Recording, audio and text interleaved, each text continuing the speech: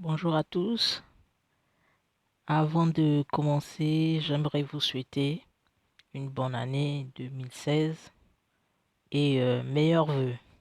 Je vous souhaite tout de positif et surtout, par-dessus tout, la crainte de Dieu dans vos vies.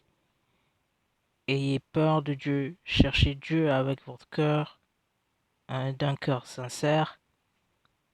Et je sais que Dieu est fidèle. Il vous conduira, il va vous guider et il va même vous bénir si vous le voulez. Donc vraiment, bien de choses à vous, que du bonheur. Aujourd'hui, on va parler de l'impudicité, mère de l'abomination. C'est un thème assez délicat parce que dans le monde dans lequel nous vivons actuellement, c'est un sujet, je ne vais pas dire tabou, mais c'est un sujet qui suscite pas mal de débats et c'est même un sujet qui fâche. Donc, c'est pour ça en fait que je dis que c'est un sujet assez délicat, mais je veux oser. Je veux oser parler de ce sujet parce que je sais que je ne suis pas seul et que la grâce de Dieu est avec moi et par sa grâce justement on va y arriver. Donc voilà. Aujourd'hui on va parler de l'impudicité, mère de l'abomination. Déjà pour commencer, j'ai 3 points de base que je dois fixer avant de rentrer dans le sujet même. Donc, les fameux 3 points de base sont: le premier, Jésus-Christ est venu pour accomplir la loi et non pour l'abolir. Donc, on va le lire dans Matthieu 5, 17. Il est écrit: ne croyez pas que je sois venu pour abolir la loi ou les prophètes. Je suis venu non pour abolir, mais pour accomplir. Donc, c'est pour rappeler en fait que notre Seigneur Jésus-Christ est venu non pas pour enlever cette loi qui avait été établie dans l'Ancien Testament, cette loi qu'on a laissée à Moïse, mais il est venu pour l'accomplir. Et en termes d'exemple, je dirais que c'est comme un père qui donne des instructions à ses enfants, mais à un moment donné, il se rend compte que ses enfants ont vraiment du mal à mettre en pratique toutes ces instructions. Du coup, qu'est-ce qu'il fait? Il se met à mettre en pratique ces instructions en guise d'exemple, afin que si un enfant n'arrive pas à son tour à les mettre en pratique, qu'il se souvienne que son père a pu le faire. Donc, nous savons tous que nul n'est parfait, la chair elle est faible, donc on veut bien, nous tous, pour ceux qui ont choisi de croire en cela, on veut bien imiter notre Seigneur Jésus-Christ, n'empêche qu'on est réaliste, on ne pourra pas être parfait. Donc, Dieu est conscient de cela, il sait que quelque part, ses enfants pêchent et ils pêcheront. Mais il ne les encourage pas dans le péché. Donc, pour ne pas trop approfondir sur ce sujet, Dieu sait qu'on n'est pas parfait. Donc Dieu sait que cette loi, on ne pouvait pas la mettre en pratique en totalité. Donc il a fallu que lui-même il vienne sur la terre pour montrer l'exemple en accomplissant cette loi. Et suite à son exemple, nous, on peut s'appuyer sur ça pour pouvoir prétendre que en Jésus-Christ, on peut tout. Donc, la seule chose qu'on doit retenir ici, c'est que on est des pécheurs. Qu'on le veuille ou pas, vu qu'on n'est pas parfait, il va arriver qu'on puisse pécher, mais qu'on ne se plaise pas dans le péché. C'est ça la différence. On peut pécher, mais sans pourtant aimer le péché. Donc n'aimons pas le péché, ne nous cachons pas derrière le fait qu'on est imparfait. Donc c'est déjà ça le premier point. Et je ne vais pas l'approfondir parce que c'est pas vraiment ça le sujet d'aujourd'hui. Et le deuxième point, c'est que les autorités qui nous mènent la guerre aujourd'hui, je ne parle pas des autorités politiques ou encore des autorités de la société, hein. Là, je fais allusion aux autorités spirituelles. Donc, en fait, couramment appelées les anges déchus. Des anges qui n'ont pas voulu se soumettre à l'autorité de notre Créateur Dieu et qui ont été déchus. Donc, ces anges-là, que j'ai appelés au début autorités, ont été jetés sur la terre et livrés en spectacle. Là encore, c'est un point que je frôle comme ça, vite fait. Et on lit dans Colossiens 2, versets 14-15, il est écrit: Il a effacé l'acte dont les ordonnances nous condamnaient et qui subsistait contre nous. Il est, il, et il l'a éliminé en le clouant à la croix. Il a dépouillé les dominations et les autorités. Il les a livrées publiquement en spectacle en triomphant d'elles par la croix. Donc là, il s'agit bien sûr de Jésus-Christ notre Seigneur. Et justement, les dominations, les autorités qui ont été livrées en spectacle, je fais allusion, moi, à ces anges déchus-là qui nous mènent la vie dure aujourd'hui. Et après, on ne va pas jeter tout le tort sur eux parce que quelque part aussi, on a notre part de responsabilité. Ok.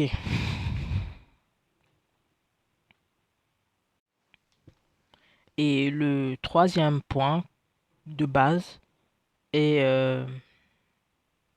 le sort final réservé à Satan. Satan, c'est le chef des anges déchus.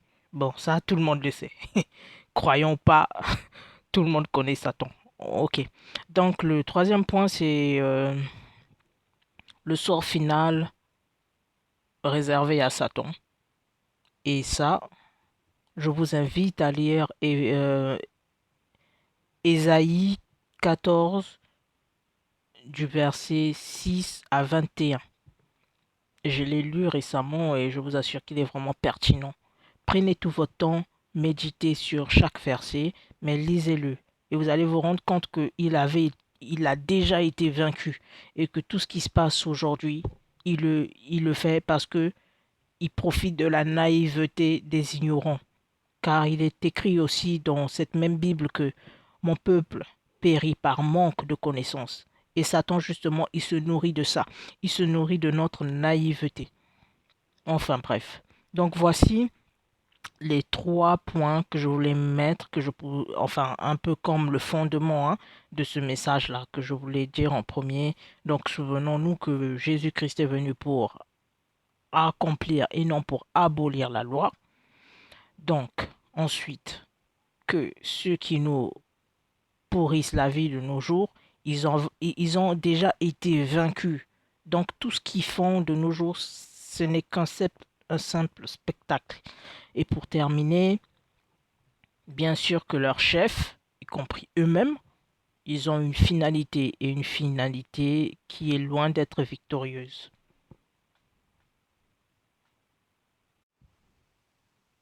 À présent, je vous invite à lire Genèse 12, versets 14 à 20.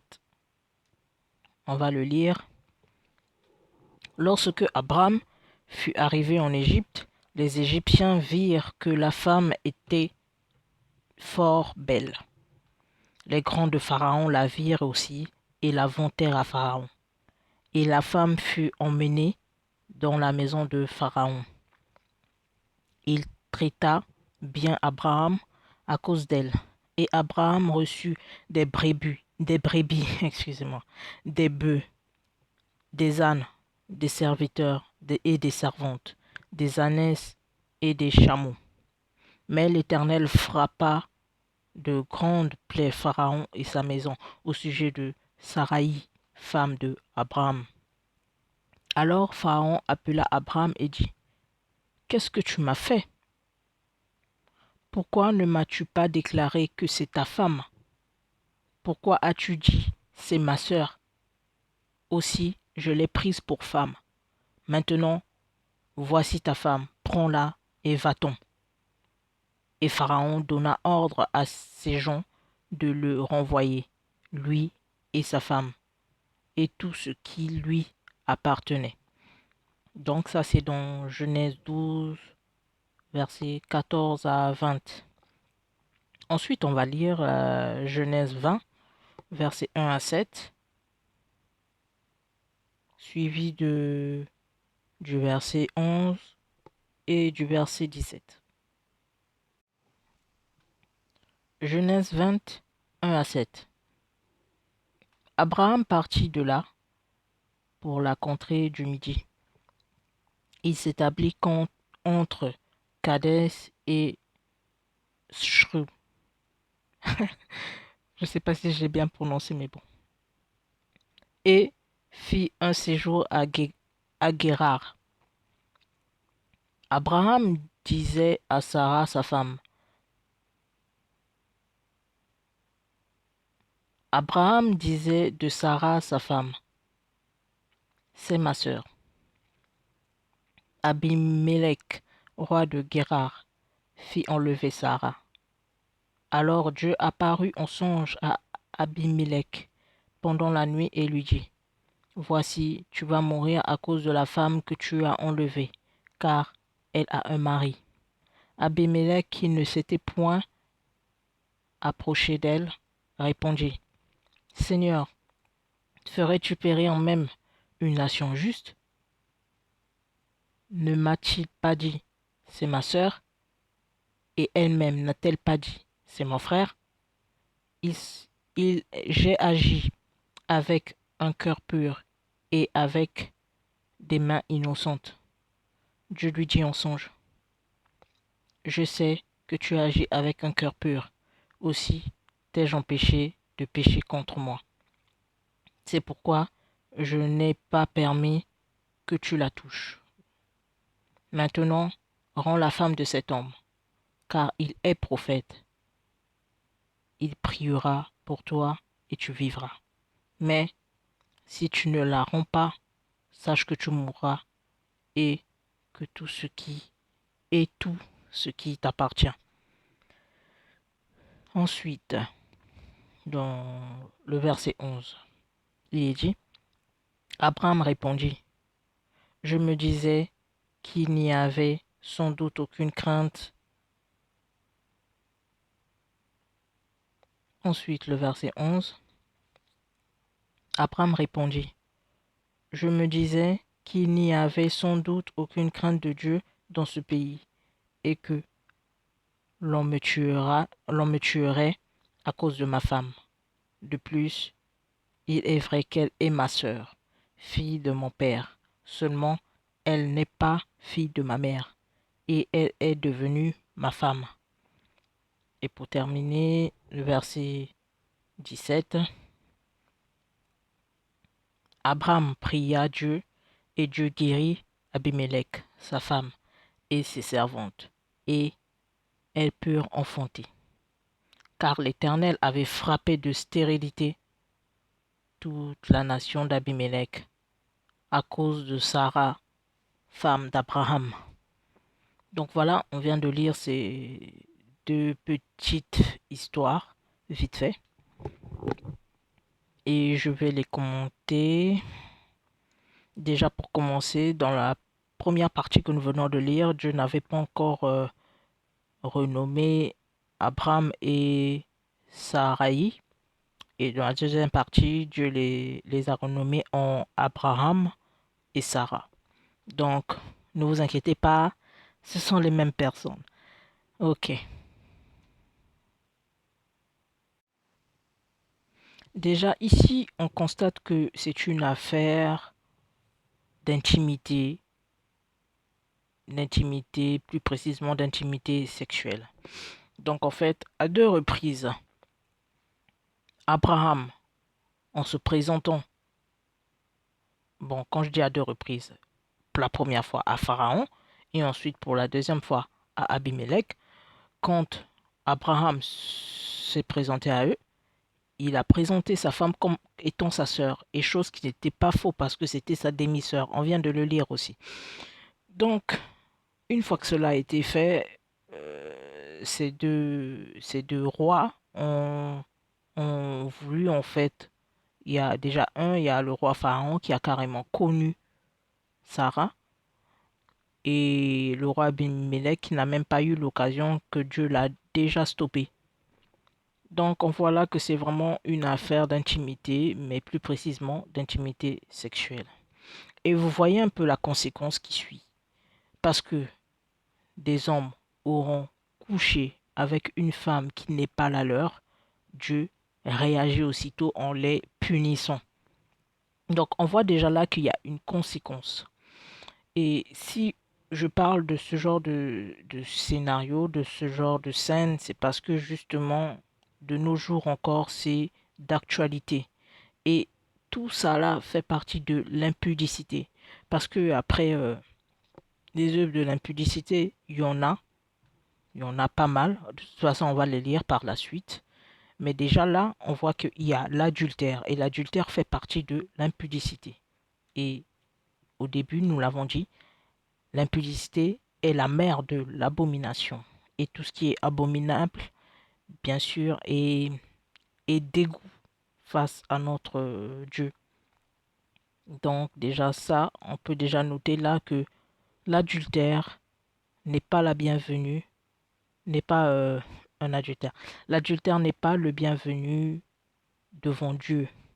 Donc déjà, si nous nous reconnaissons dans ce genre de position, il est peut-être temps d'arrêter parce que justement, nous aspirons à la crainte de Dieu. Et la crainte de Dieu implique tout ça.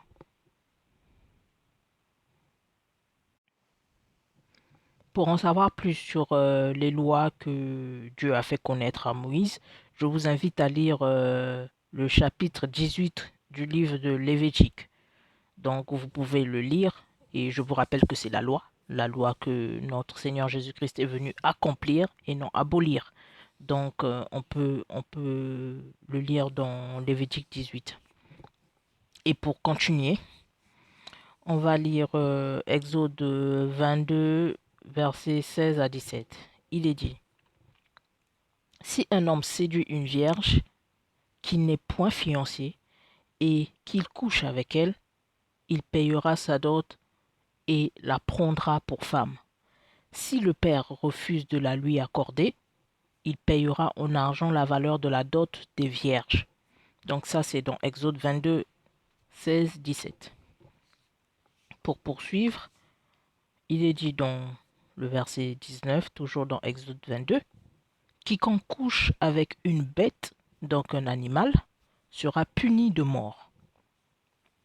Donc là, déjà, on voit que déjà dans les deux passages que je viens de lire, on voit déjà les œuvres de l'impudicité.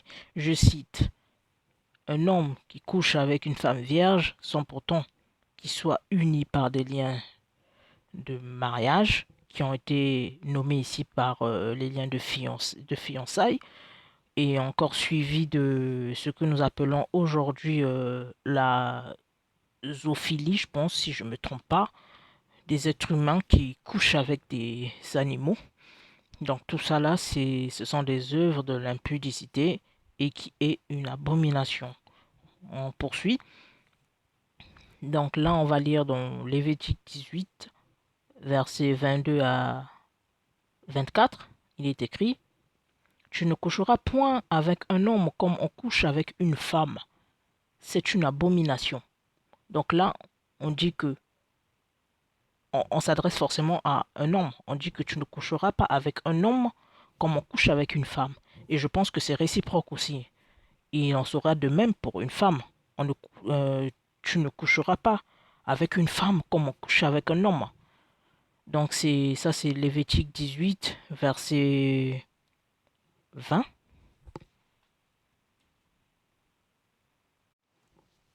Verset 22, pardon, je me suis trompé.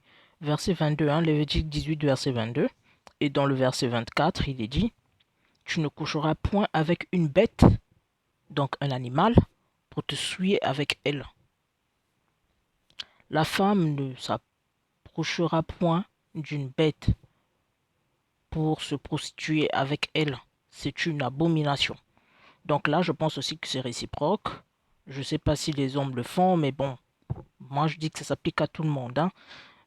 La femme, ici, dans le verset 23, il est dit que la femme ne s'approchera pas d'un animal pour coucher avec cet animal. Et ce sont des choses qui se font de nos jours. On entend parler dans les médias. Donc voilà, ce sont des réalités, mais qui sont des abominations devant notre Créateur. Ensuite, dans le verset 24, il est dit, ne vous souillez par aucune de ces choses, car c'est par toutes ces choses que se sont souillées les nations que je vais chasser devant vous.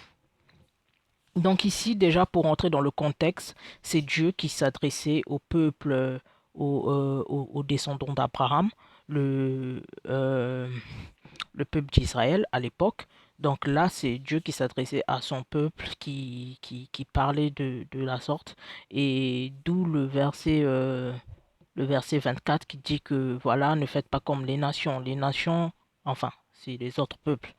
Mais de nos jours, moi je dirais que ceci ne s'applique plus que au peuple d'Israël, mais cela s'applique à tout le monde parce que de nos jours, le Dieu là, jadis, qui a fait des prouesses avec le peuple d'Israël, c'est le même aujourd'hui. Dieu ne change pas. C'est le même hier, aujourd'hui et demain. Et ce Dieu-là a permis que les nations soient rachetées. Donc même moi qui ne suis pas du peuple d'Israël, j'ai été racheté. Et justement, vu que j'ai été racheté, du coup, cette loi s'applique aussi dans ma vie. Poursuivons. Ensuite, on va lire 1 Corinthiens 6, versets 17 à 20. Il est écrit, mais celui qui s'attache au Seigneur est avec lui un seul esprit. Fuyez la débauche. Quel autre péché qu'un homme commette? Ce péché est hors corps. Mais celui qui se livre à la débauche pêche contre son propre corps. Ne savez-vous pas que votre corps est le temple du Saint-Esprit qui est en vous, que vous avez reçu de Dieu, et que vous ne vous appartenez point à vous-même, car vous avez été rachetés à un grand prix. Glorifiez donc Dieu dans votre corps et dans votre esprit qui appartient à Dieu.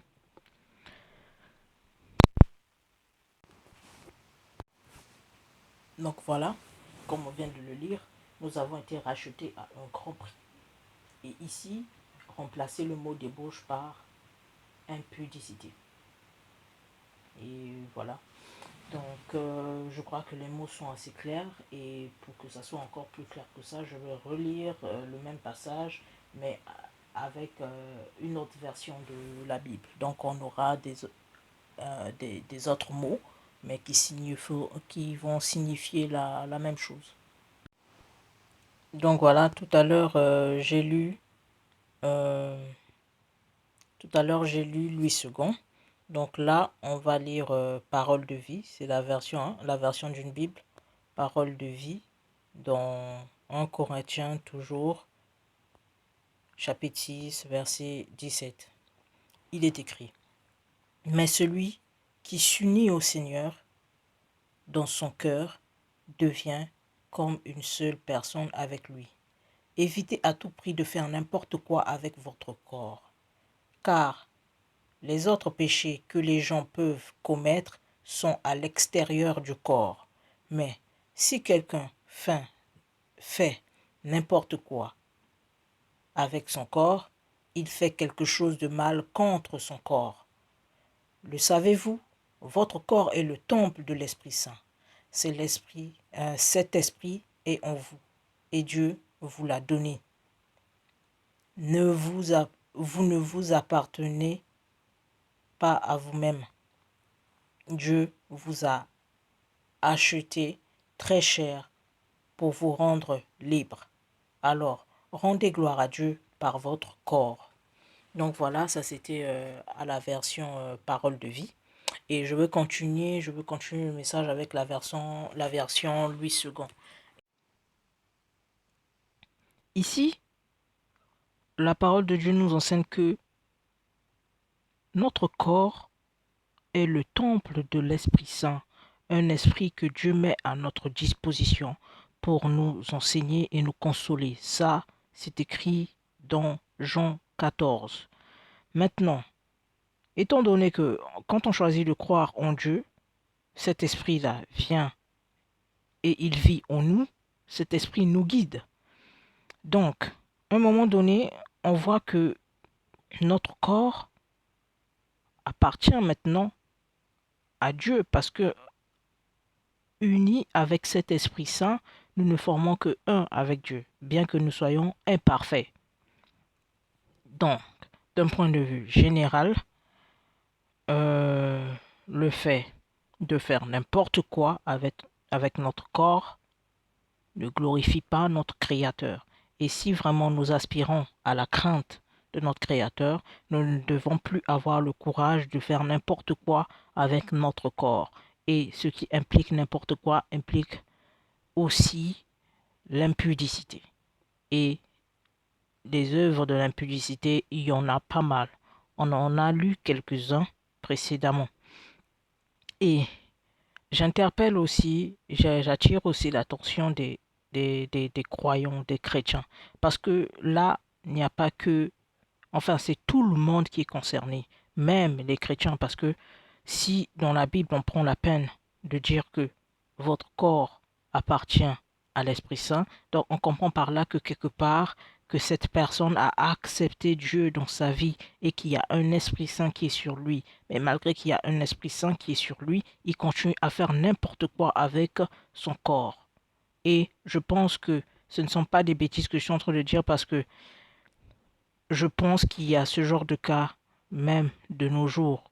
Il y en a qui ont accepté Dieu dans leur vie, qui se laissent diriger par l'Esprit Saint, mais pas à 100%. Ils ont un certain pourcentage de contrôle aussi sur leur vie parce qu'ils font n'importe quoi avec leur corps. Donc vraiment, je vous conseille de vous abandonner entièrement à Dieu. Laissez-vous instruire par Dieu en méditant la Bible chaque jour. Laissez-vous enseigner par Dieu et guider par Dieu. Et il n'y a que lui qui pourra vous donner par la suite cette force-là de ne plus faire n'importe quoi avec votre corps. Car ce corps, on vient de le lire, c'est aussi le temple de Dieu. N'est-il pas écrit dans Genèse 1, verset 27? Dieu créa l'homme à son image. Il le créa à l'image de Dieu. Il créa l'homme et la femme. Donc quelque part, nous sommes une image du Créateur. Parce que quelque part, nous avons été faits d'un corps, d'une âme et d'un esprit. Et pour ça, je vous renvoie à un message que j'ai déjà publié sur ma chaîne YouTube intitulé L'homme fait à l'image de Dieu. Donc vraiment, je vous invite, je vous encourage et vous n'êtes pas concerné. Moi aussi, enfin, vous n'êtes pas, il n'y a pas que vous qui êtes concerné. Moi aussi, je suis concerné. Donc vraiment, encourageons-nous à ne plus faire n'importe quoi avec notre corps. Et il y a un point très important que j'ai oublié de mentionner aussi. Plus haut, j'ai parlé de l'homosexualité, euh, une pratique qui de nos jours est courante dans notre société, peu importe où que nous soyons. Donc en gros, c'est vraiment un sujet très délicat, un sujet soit tabou pour certains, soit qui fâche pour les autres. Donc, nous venons de le lire dans Lévitique 18, verset 22. Hein.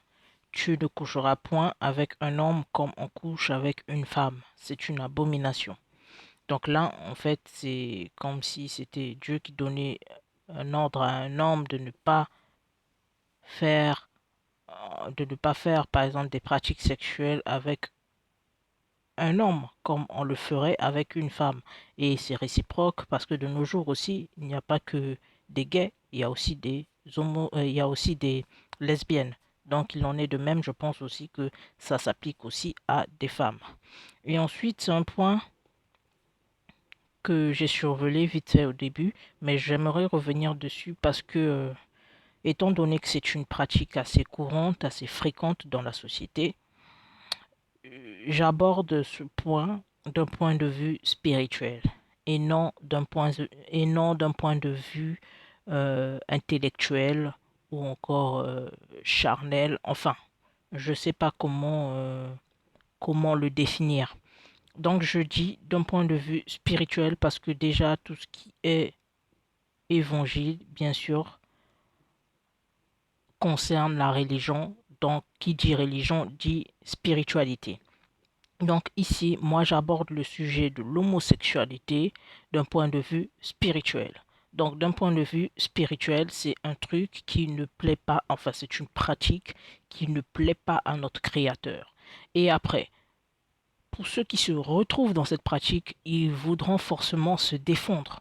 Disons, comment ça se fait? Comment ça se fait que, voilà, en gros, c'est comme une condamnation là, puisqu'on lit que c'est une abomination. Donc, en gros, c'est comme une condamnation. Et franchement, moi, même à leur place, j'apprécierais pas trop qu'on me dise un truc qui me condamne. On est d'accord, on est d'accord. Donc, moi, je suis pas là pour condamner les gens. Je suis pas là pour indexer les gens, d'autant plus que je ne suis pas parfaite.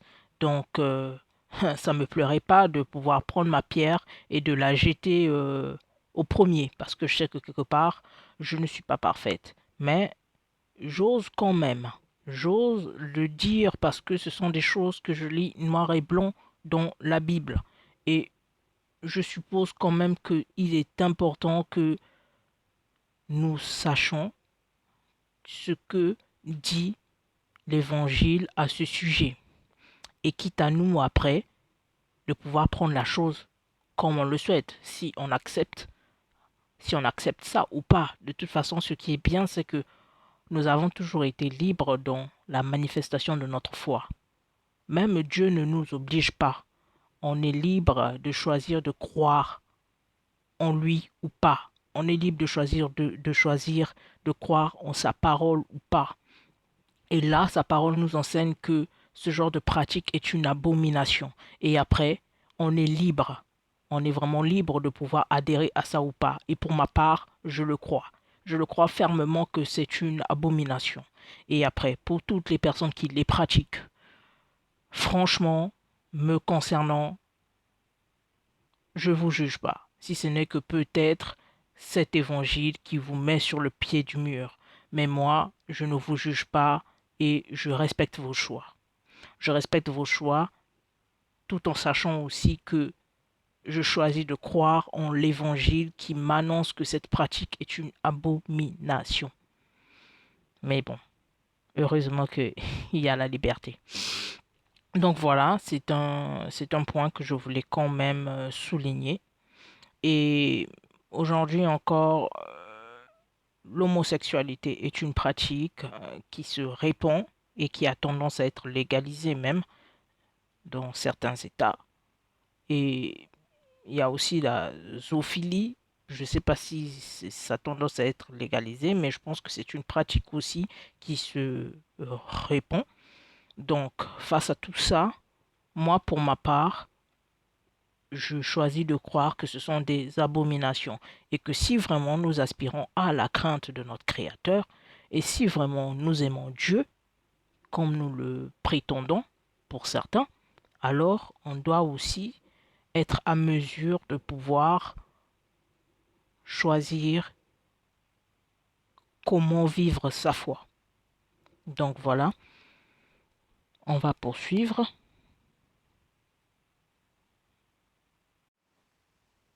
Donc, dans 1 Corinthiens 7, versets 1 à 24, là, on trouve des conseils concernant le mariage. Donc, je vous invite vraiment Je vous encourage à lire ça. Même moi, je ne l'ai pas encore lu en profondeur, donc je ne sais pas trop de quoi ça parle. Je me suis juste appuyé sur les petits sous-titres qu'il y a sur ma Bible et j'ai jugé utile quand même de vous le partager. Donc 1 Corinthiens 7, versets 1 à 24. Là, on a des conseils sur le mariage, suivi de 1 Corinthiens 7, versets 25 à 40. Là, on a des conseils sur le célibat. Chose qui peut nous étonner aussi, et oui, parce que le célibat est avant tout un don pour certains. C'est pas tout le monde qui a ce don, mais oui, il y a des gens qui sont nés pour ne pas se marier. Il y a des gens qui sont nés pour ne pas se multiplier. Mais bon, ça c'est Dieu qui sait pourquoi il est ainsi. Donc aussi, il y a des conseils sur les célibataires, le célibat, de, enfin 1 Corinthiens 7, versets 25 à 40. Et pour continuer, on va lire Exode 19, le verset 10, suivi du verset 15. Dans le verset 10, il est dit, et l'Éternel dit à Moïse, va vers le peuple, sanctifie-les aujourd'hui et demain, qu'ils lavent leurs vêtements. Et dans le verset 15, il est dit, et il dit au peuple, donc là c'est Moïse qui dit au peuple, soyez prêts dans 3 jours, ne vous approchez d'aucune femme. Donc déjà là, vous voyez à quel point la sanctification est très importante pour Dieu. Dieu désire que, avant de se manifester, que son peuple soit sanctifié. Et là, il s'agissait de sa manifestation sur le mont Sinaï. Donc, si vous voulez en savoir plus, il est nettement mieux que vous lisez le Exode 19 dans son intégralité. Et vous allez voir que Dieu s'est manifesté sur le mont Sinaï. Mais avant sa manifestation, il a demandé à Moïse, son serviteur, de dire à son peuple de se sanctifier, donc en gros de se purifier. Et dans le verset 15, on voit que Moïse dit au peuple, ne vous approchez d'aucune femme. S'il faut interpréter ça littéralement, bon, ça n'aurait pas trop de sens parce que comment ça se fait que moi je suis marié à ma femme et je ne peux pas la toucher parce que je dois me sanctifier. Or que si on pousse la réflexion un peu plus loin, on se rend compte qu'en fait ici il s'agit, je pense, hein, et après si je me trompe, pardon, n'hésitez pas de me le faire savoir aussi, mais là je pense qu'il s'agit des relations intimes, plus précisément des relations sexuelles. Donc là, c'est comme si, enfin, donc là, Moïse demandait au peuple de ne pas connaître leur femme intimement, de ne pas connaître leur femme sexuellement pendant enfin, oui, c'était, oui, dans 3 jours. Donc pendant 3 jours, ne le faites pas. Donc là, déjà, juste dans ces petites choses, on se rend compte à quel point les actes sexuels sont très puissantes. Et ça peut paraître banal. Je dis banal pourquoi? Parce que de nos jours, oh là là, les rapports sexuels, je pense même que pour certains, c'est un jeu. Il y en a qui le disent, hein. Ils vont en soirée, en boîte de nuit, et ils tirent un coup pour la nuit. Donc le coup d'une nuit, le coup d'une soirée, c'est fréquent ça, surtout dans la jeunesse. Donc, donc ça peut paraître banal si je dis que ce sont des pratiques qui ont le rapport sexuel est une pratique qui a beaucoup d'impact sur le plan spirituel. Ça peut paraître banal, mais c'est pourtant vrai. C'est pourtant vrai parce que quand on lit les Écritures, on se rend compte que même Dieu fait attention à ça. On vient de le lire plus haut que quand les deux rois ont connu Sarah, Dieu a réagi et il a aussi donné des avertissements dans sa loi concernant des pratiques sexuelles qui n'aimaient pas, qui ne le glorifiaient pas. Donc on se rend compte que si Dieu attache beaucoup d'importance à ça, c'est qu'il y a forcément des conséquences sur un plan spirituel. Et c'est même, donc là, en gros, toutes ces pratiques-là, en gros, moi, je les résume dans le mot impudicité. Donc, si dans 1 Corinthiens 6, verset 18, Dieu dit « Fuyez la débauche », donc fuyez l'impudicité, moi je pense que c'est sérieux. Parce que si Dieu nous a donné le pouvoir de marcher sur les scorpions et sur les serpents, comme le dit sa parole dans les évangiles, je ne vois pas pourquoi il va nous dire « Fuyez l'impudicité ». Mais si Dieu nous recommande de fuir l'impudicité, c'est parce que quelque part, il sait que ce sont des pratiques que l'être humain aura du mal à résister. Et nous le savons tous. Pour les adultes, on sait comment réagit notre corps physique, sous un point de vue biologique. On sait que devant un homme ou devant une femme, à un certain moment, il arrive qu'on ne se contrôle plus. Et justement, Dieu est conscient, il sait il sait que dans certains cas, l'homme ne peut pas résister à ça. Donc, le seul conseil qui recommande, c'est de fuir. Donc, que tu sois super spirituel, que tu sois le plus grand chrétien ou je sais, le plus grand croyant de ce monde, je t'en prie, et je me parle à moi-même.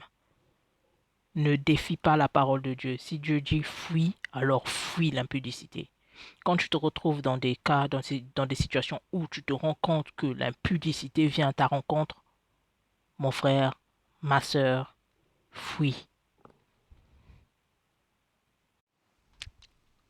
Ensuite, je vous invite à lire Galates 5, versets 13 à 26.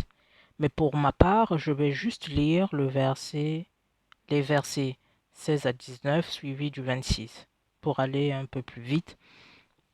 Donc, dans Galates 5, on est au verset 16 jusqu'à 19, il est écrit « Je dis donc, marchez selon l'esprit, et vous n'accomplirez pas les désirs de la chair, car la chair a des désirs contraires à ceux de l'esprit, et l'esprit en a de contraires à ceux de la chair. Ils sont opposés entre eux, afin que vous ne fassiez point ce que vous voudriez.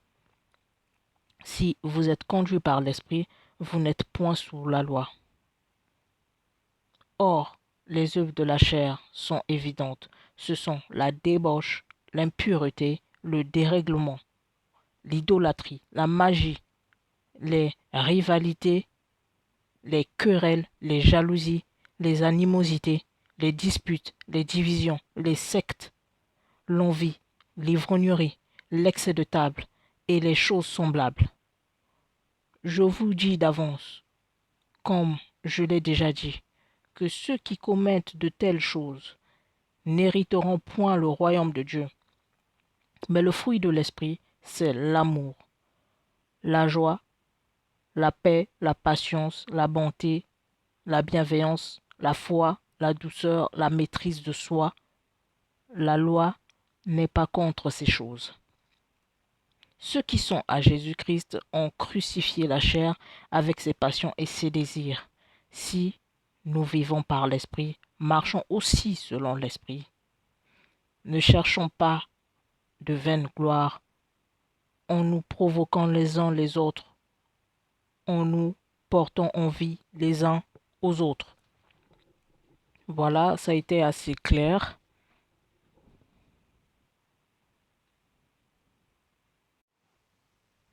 Donc ici, on voit même que Dieu, il est conscient que ce qu'il attend de nous est assez difficile parce que ce que veut l'Esprit, je parle là de l'Esprit Saint qui est en nous, c'est pas forcément ce que veut notre chair, donc notre corps. Il peut arriver que notre corps nous pousse en fait à pouvoir faire des choses qui ne glorifient pas Dieu et souvent même des choses impudiques, mais l'Esprit s'y oppose. Mais il est aussi écrit que ceux qui croient en Dieu, ceux qui croient en Jésus-Christ ont ce pouvoir, ont cette faculté-là de crucifier les œuvres de leur chair. Et en tant que chrétienne, je ne suis pas parfaite, hein, ok.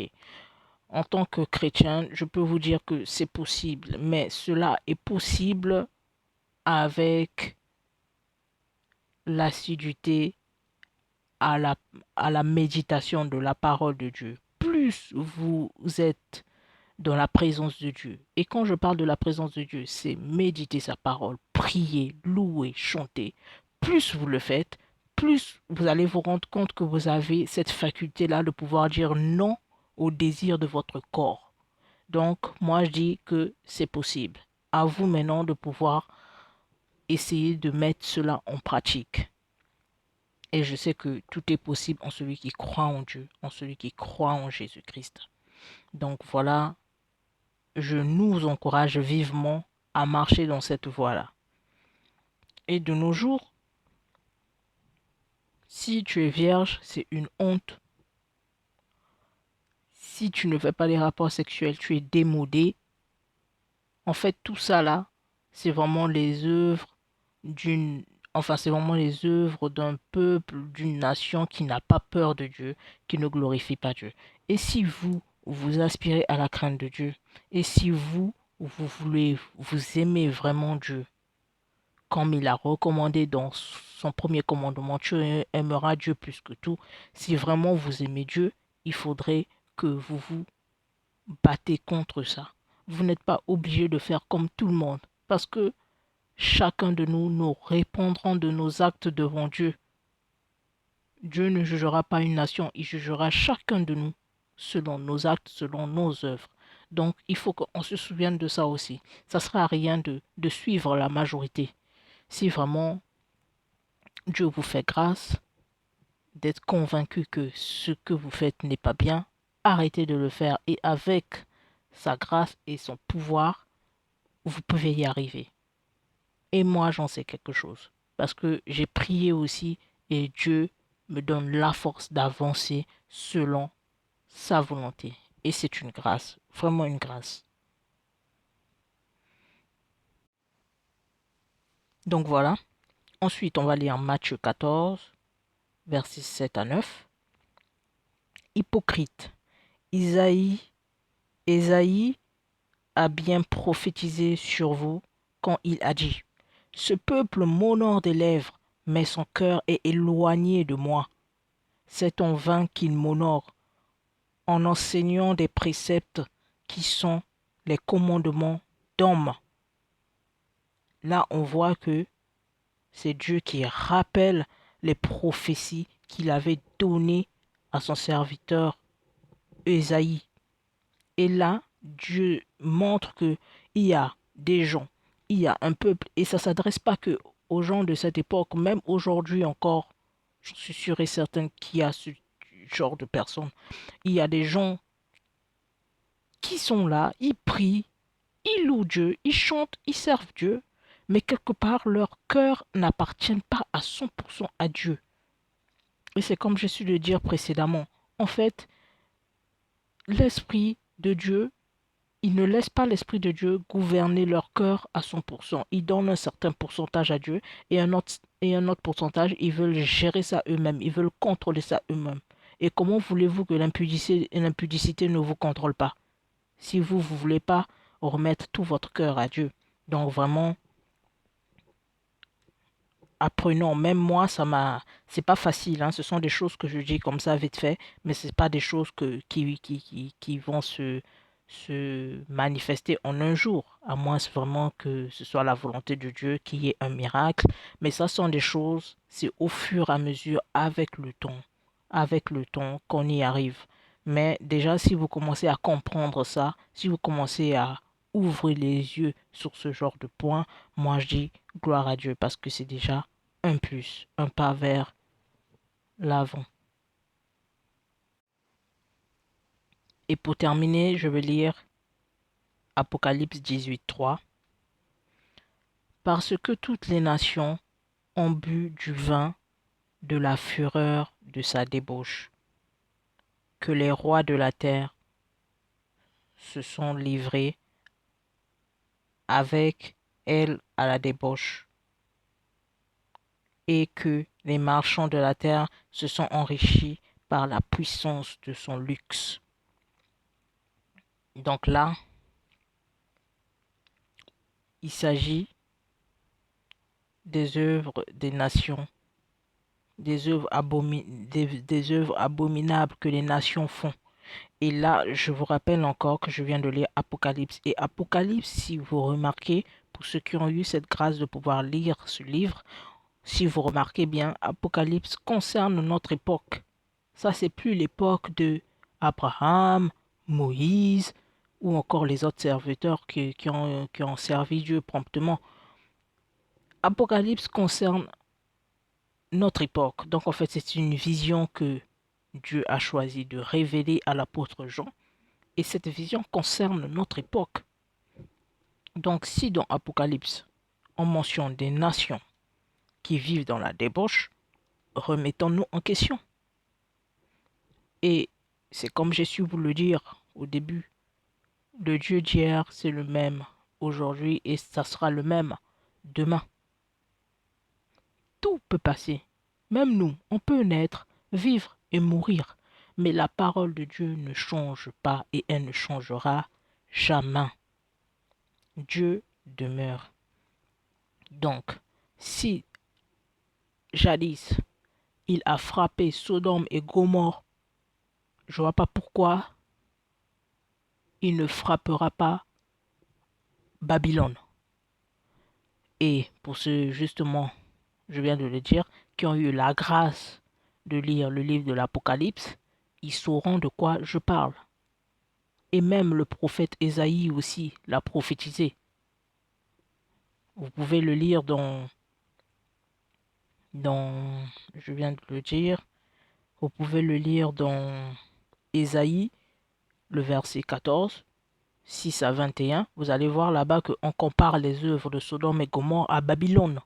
Et Babylone, c'est cette nation-là dont on décrit dans la vision de Apocalypse. Donc, je pense avoir tout dit. Je ne suis pas parfaite. On n'est pas parfait. Mais on peut y arriver.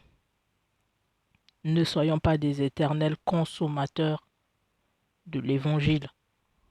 On ne fait que consommer, consommer, mais après on ne veut pas se mettre au pas. Soyons aussi ceux qui se lèvent pour proclamer l'évangile, ceux qui se lèvent pour servir Dieu en esprit et en vérité. Que Dieu nous bénisse une fois de plus. Bonne année 2016 à tous. Amen.